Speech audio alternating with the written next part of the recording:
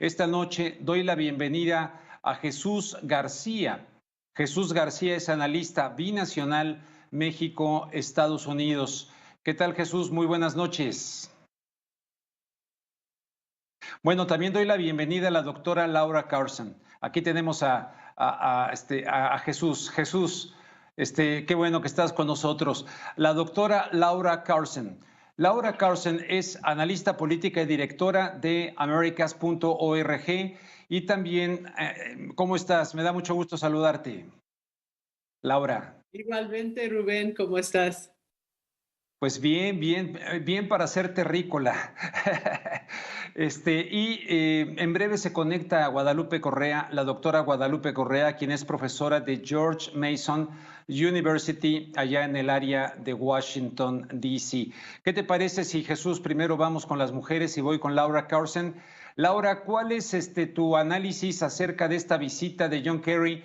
La segunda en 4 meses. La primera fue allá al sureste mexicano, sembrando vida, etcétera. Pero ahora ya de cara a una situación donde Estados Unidos sabe perfectamente bien qué quiere. Exactamente, pues viene en un momento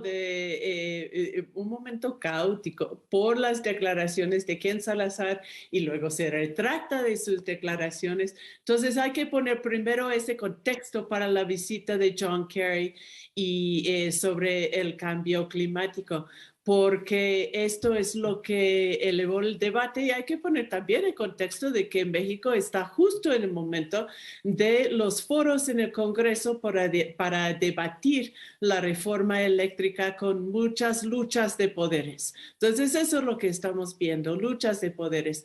¿Qué pasa? Primero que Salazar, el embajador aquí en México, dice que entiende que el presidente quiere rehacer un marco regulatorio, un marco jurídico que data desde el año 2013 porque pues siempre es necesario ir renovándolo y bueno, no dice mucho más que esto. Y él, hay que acordar, fue el secretario de Interior en el gobierno de Obama, entonces sí sabe de estos marcos regulatorios, es una persona que lo han criticado por estar cercano a las industrias extractivas, pero en esta ocasión dijo que entiende por qué y está en su derecho, por supuesto, pues el presidente a hacer un marco que además podría favorecer más al pueblo.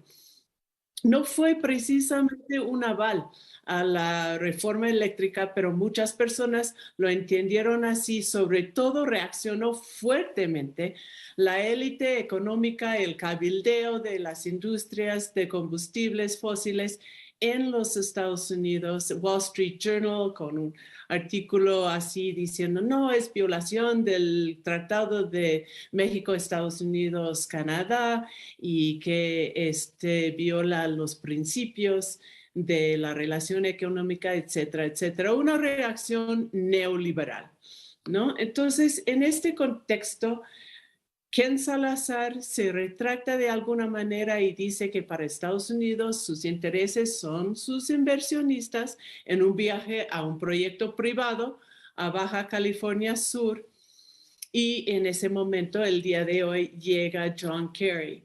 El país está enfatizando esta frase de que trabajar con México para fortalecer la posibilidad de que el mercado sea abierto y competitivo.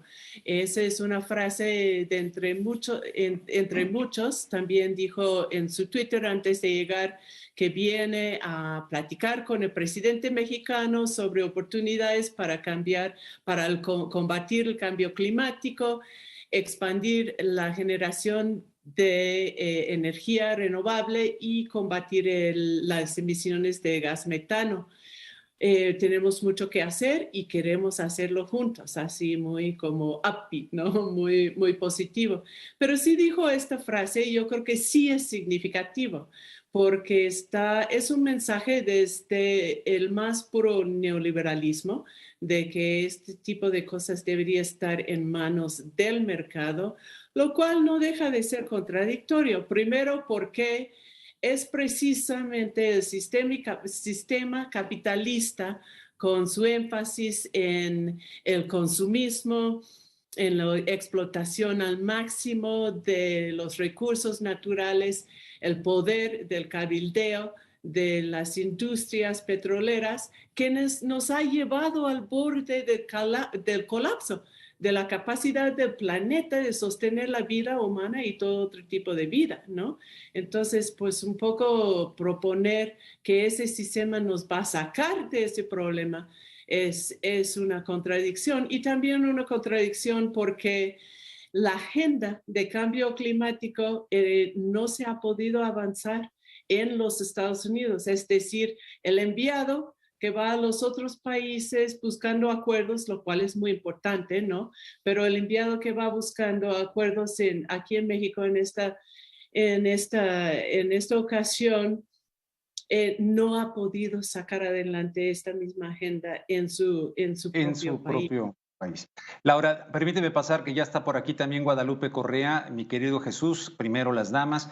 Guadalupe Correa, te saludamos también con mucho gusto. ¿Y cuál es tu análisis así a primera impresión de esta visita de John Kerry a México? Sí, bueno, yo creo que vino a reforzar, obviamente, el mensaje del gobierno de los Estados Unidos en un momento en que el embajador de Estados Unidos en México, pues sí, exactamente como dice Laura, parece ser que hubo un malentendido y bueno, el Wall Street Journal y otro tipo de, de lobistas o cabilderos pues estuvieron muy molestos porque representan estos intereses. Sin embargo, es interesante entender qué significa la figura de John Kerry, el avance del marco de reconstruir mejor, el Build Back Better, que significaría una salida de la crisis económica estadounidense a través de una reconfiguración de toda la economía, a través también de una reconfiguración de la matriz energética, que todavía no ha sido aprobada, pero que implicaría una unión entre México, Estados Unidos y Canadá para empezar a avanzar esta transformación, para llevar pues esta reconfiguración hacia la producción de energías renovables, en particular la energía eólica y la energía solar. Es parte de un proyecto mucho más grande donde hay mucho interés en que,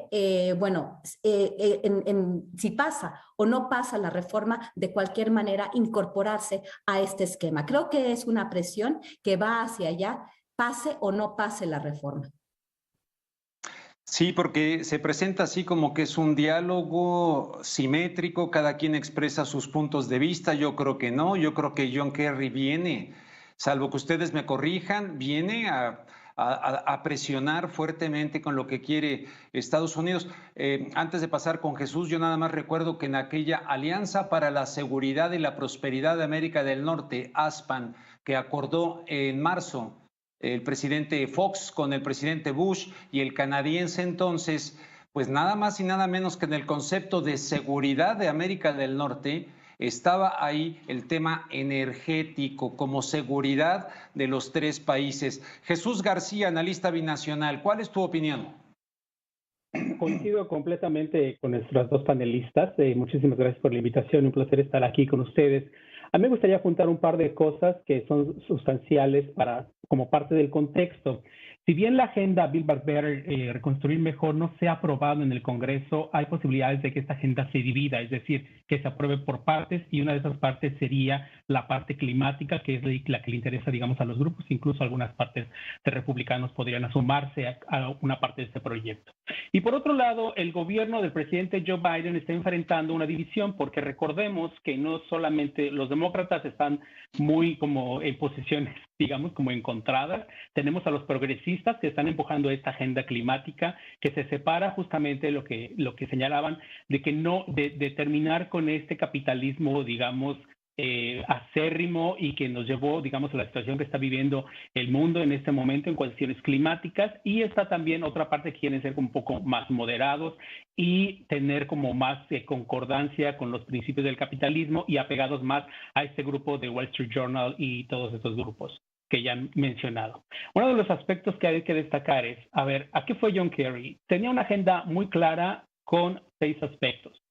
acelerar la cooperación en la crisis climática, que bueno, el propio Marcelo Ebrard señaló que sí se va a establecer, expandir la generación de energía renovable, crear un clima de inversión, digamos, en esa industria que se va a establecer a través de este nuevo acuerdo, combatir la contaminación por metano, hacer la transición a cero emisiones, de transporte cero emisiones, y acabar con la deforestación. Esos eran los objetivos, que empata muy bien con lo que los propios congresistas estadounidenses tienen. Cuando fue la semana pasada, hace 2 semanas, la secretaria de Energía a México, sí, que fue la secretaria de Energía a México y tuvo esta reunión con el presidente, llevaba también 4 aspectos que el Congreso le está pidiendo. Es decir, cuestionar la reforma energética por el uso del carbón que está pretendiendo hacer el gobierno mexicano y mantenerlo de esa forma, los efectos contaminantes que eso implicaría también. Esa sería la segunda. El costo de producción energética, es decir, cuánto costaría seguir haciendo ese tipo y el impacto que tendría en otras industrias y evidentemente a nivel socioeconómico. Y el control absoluto del Estado sobre la producción eléctrica y otro tipo de energías, sin tomar en cuenta evidentemente el desarrollo de energías renovables. Entonces, digamos, poniendo en contexto la situación, el escenario no es nada sencillo, porque poner todas las voces en conjunto, pues es muy difícil. Bien, gracias, Jesús. Pues continúo con Laura justamente y caramba, le voy a meter velocidad porque el tiempo, que ustedes hablen muchísimo más que yo. Laura, ¿qué tan genuina es la postura a través de John Kerry de los Estados Unidos? ¿Qué tan genuina es en términos de las energías no renovables y de preocupación por el planeta, por el cambio climático, la Agenda 2030? Que está encarnada precisamente en esta representación de John Kerry. ¿Qué tan genuino es esto o qué tan alineado está con continuar por otra vía, con la hegemonía y los negocios de siempre que ha llevado Estados Unidos a través del petróleo, etcétera? Pues yo creo que es importante precisamente cuestionar la sinceridad en este punto, porque si nosotros vemos la actuación de los Estados Unidos, de los sucesivos demócratas y republicanos, gobiernos de los Estados Unidos, en los esfuerzos internacionales como las COP, pues jamás ha sido un líder en esta materia e incluso ha sido uno de los principales obstáculos hasta que llegamos a este punto que, insisto, es absolutamente urgente una acción positiva hacia el combate al cambio climático. Yo creo que sí, ahora sí existe y sí un plan, una intención de transitar a otras fuentes de energía. Yo creo que sí es importante que forma parte de Build Back Better, pero por otro lado ha sido una de las partes que han sido hasta ahora dispuestos a sacrificar en este intento de quizá dividirlo frente a Manchin y otros que representan intereses de la industria de carbón y otros. México, según la presentación de la secretaria Rocío Nale, tiene una participación de carbón que es menor, ¿no? En los Estados Unidos sigue siendo un factor importante en la generación y los republicanos y otros sectores están presionando mucho. Entonces, pues viene en este contexto geopolítico en que sí quieren transitar, pero también lo que quieren es controlar las fuentes existentes de que sean, ¿no? De energía, sobre todo en esta región, como mencionaste, los acuerdos previos que se hablaban de una región de seguridad energética y de esta manera no están pensando, ciertamente no es su prioridad la soberanía de México, ni tampoco algún esfuerzo para retomar el control de los recursos naturales de México en beneficio de la población. Bien, pues la misma pregunta para ti, Guadalupe, y teniendo en cuenta que vaya, ahí está, el mensaje, mercados abiertos. Y por otro lado, el presidente López Obrador no es, al menos en su postura ideológica personal, no es así. Ha hablado de litio, el litio, no queremos que el litio quede en manos extranjeras, etcétera. pero la misma pregunta, ¿qué tan genuina es esta postura o por dónde va el tema? Porque aquí el contexto grandote es la Agenda 2030. Claro que sí, es parte de la Agenda 2030, pero considerándolo desde la perspectiva de los Estados Unidos, esto tiene que ver con el nuevo trato verde, el nuevo acuerdo verde, que sería como la aplicación de políticas neo-keynesianas para avanzar un desarrollo del país, pero también está vinculado, obviamente, a los grandes intereses de los fondos de inversión, de BlackRock y de otros fondos de inversión, de Vanguard Group y BlackRock, pero de todos modos es una industria oligopólica que no solamente tiene que ver con Estados Unidos, pero sí realmente estamos hablando de una especie de nuevo acuerdo verde que tanto los grupos progresistas bueno, más bien, los grupos progresistas lo avanzan, pero por el otro lado se trata, como dice también Laura, de controlar todas las fuentes de producción de energía, pero a nivel global. Y esto es muy importante porque también tiene que ver con un otorgamiento de subsidios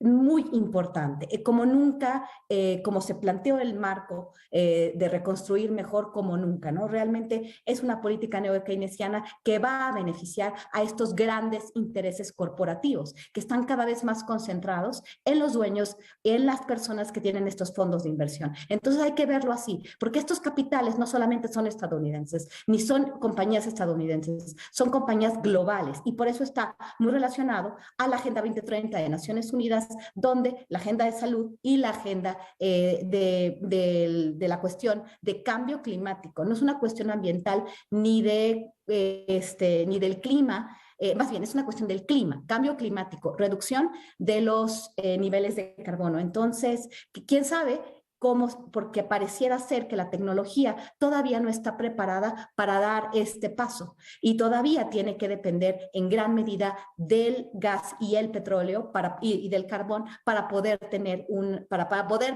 para que nosotros podamos subsistir. Recuerden que también hace unos años se prometía esta revolución del gas shale, que resultó ser una pifia.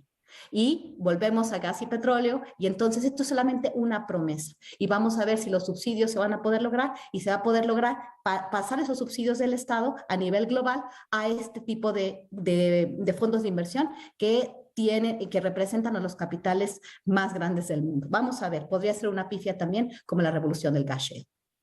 Vienen a mi mente las declaraciones pues más o menos recientes, hace unos meses de Bill Gates diciéndole a México que México se preocupe más por la educación, ya no por el petróleo, le sería más útil. Sin embargo, Jesús, pues no hace mucho, muy cerca todavía, en el 2003 tuvimos una guerra en la que, con Irak, en la que, vaya, si Irak hubiera sido el principal país productor de pepinos, estoy seguro que no hubieran invadido Irak.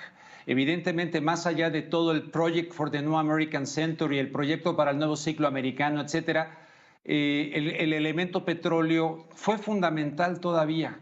¿A poco ya estamos ante un cambio dramático ya de paradigma energéticamente hablando en el mundo donde Estados Unidos quiere decir ya y el señor Bill Gates ya, no más petróleo?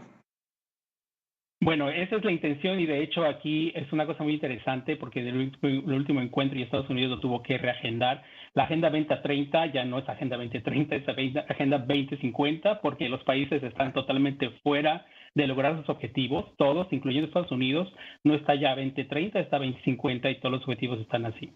Ahora, pues vamos a ponerle algunas cosas y lo que señala Guadalupe yo creo que es muy importante sobre las inversiones y el capital y la situación geopolítica. El mundo está cambiando, hay nuevos jugadores, China ha avanzado muchísimo en cuanto al desarrollo de nuevas tecnologías y Estados Unidos es muy consciente. El último discurso que dio el presidente Biden el día de ayer, cuando presentó un nuevo proyecto de inversión bastante amplio de una empresa australiana aquí en Estados Unidos, bueno, una de las cosas que a mí me llama mucho la atención y que lo dije de esa forma, tenemos que reconocerlo, China está liderando y nosotros tenemos que empezar a avanzar ahora o nos quedamos atrás. Eso es real.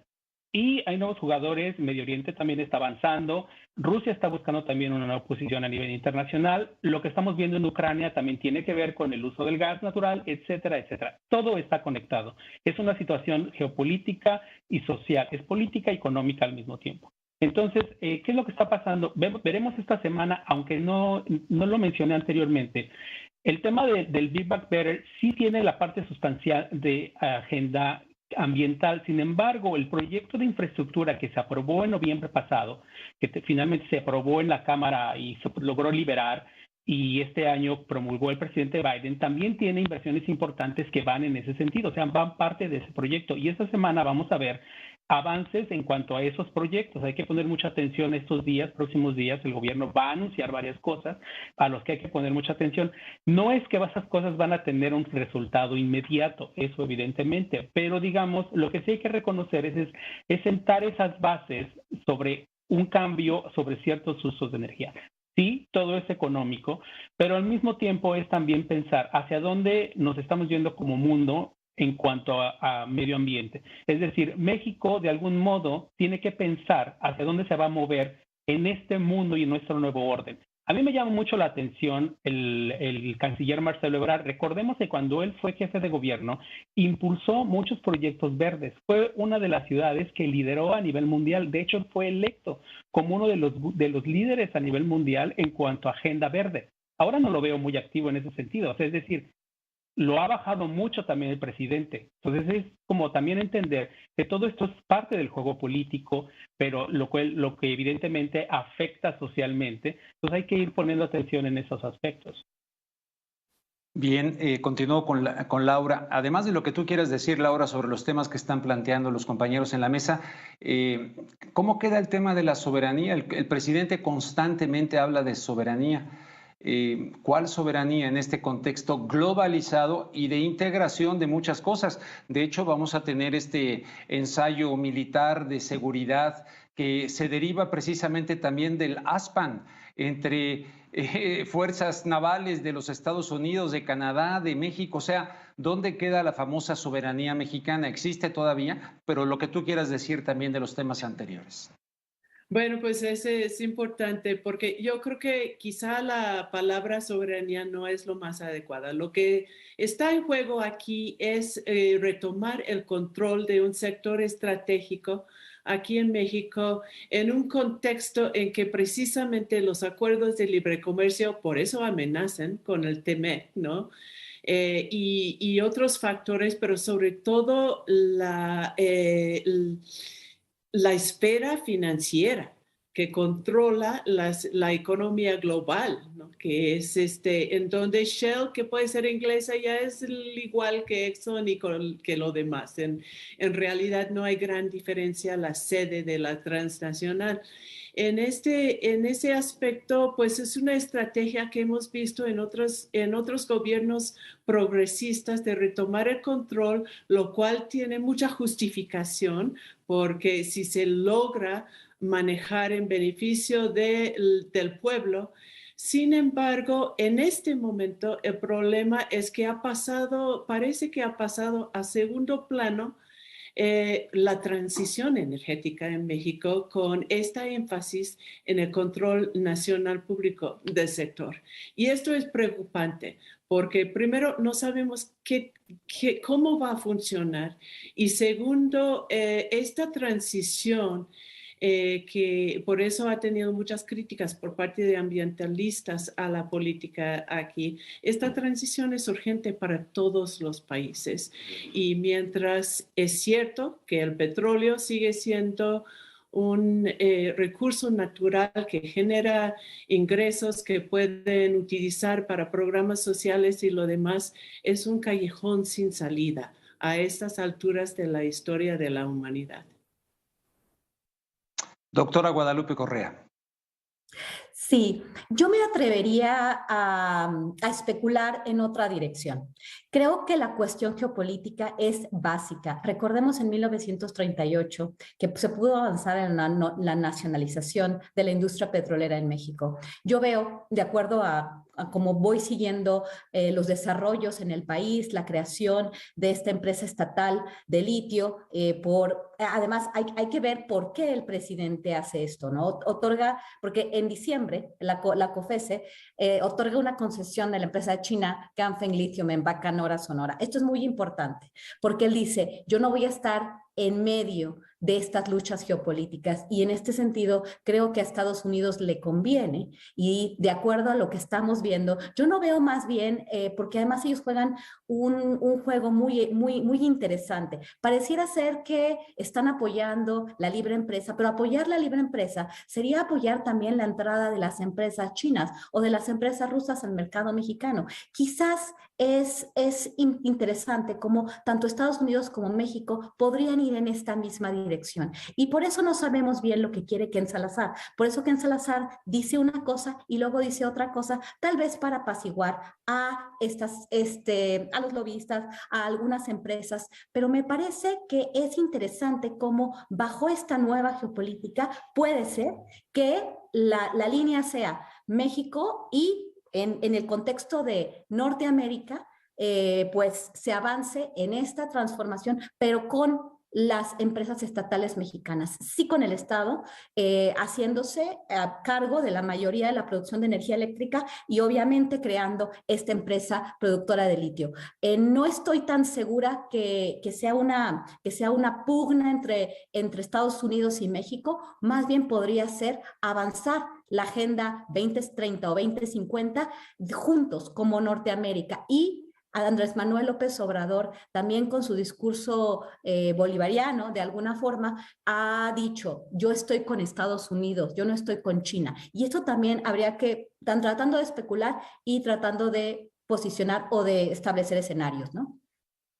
Me quedan menos de 3 minutos. ¿Qué les parece si voy con Jesús para tu conclusión? Jesús, Laura y nuevamente Guadalupe. Pues básicamente me parece que sí, Ken Salazar le dijeron que bajara el tono, pero se pasó justamente hacia el otro extremo y dando un espaldarazo que no debió dar de esa forma, porque evidentemente en Estados Unidos no es la agenda como la está manejando el gobierno de Estados Unidos considerando esto. Entonces, por eso tuvo que salir al final a ofrecer una disculpa. Y yo creo que México sí va a tener que tomar una posición, el presidente va a tener que ceder en varias cosas si quiere avanzar, digamos, en esta agenda, digamos, del bloque de Norteamérica, si quiere retomar también esa idea de crear una especie de Unión Europea para América Latina, tomando como impulso el bloque norteamericano, que incluye a México, por supuesto, pero si no cede en ciertas cosas, evidentemente difícilmente podrá avanzar y en esa ruta que está teniendo. Recordemos también que en junio será la Cumbre de las Américas y ahí veremos varias de las cosas que realmente se están poniendo sobre la mesa, sobre la que está avanzando tanto en cuestión energética, en seguridad y en cuestión económica. Laura Carson. Yo creo que hay que empezar a decir que no hay soluciones basadas en el mercado para la crisis de cambio climático.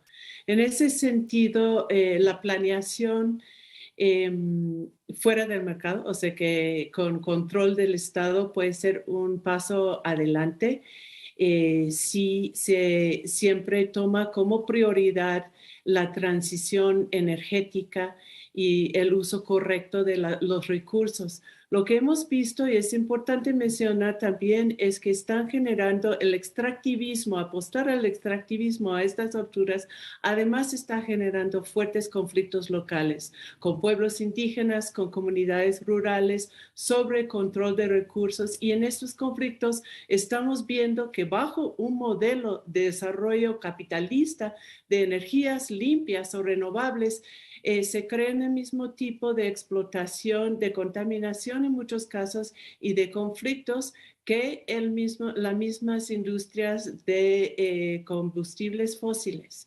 Entonces, el problema es el modelo y cómo trazar otro camino hacia el uso correcto de los recursos y energéticos. Y finalmente, Guadalupe Correa. Sí, rápidamente. Bueno, yo creo Estados Unidos no es lo que era antes y tenemos un tablero geopolítico distinto. Creo que por esta cuestión, todo lo que es el mundo occidental, tener Estados Unidos. Gracias, Rubén.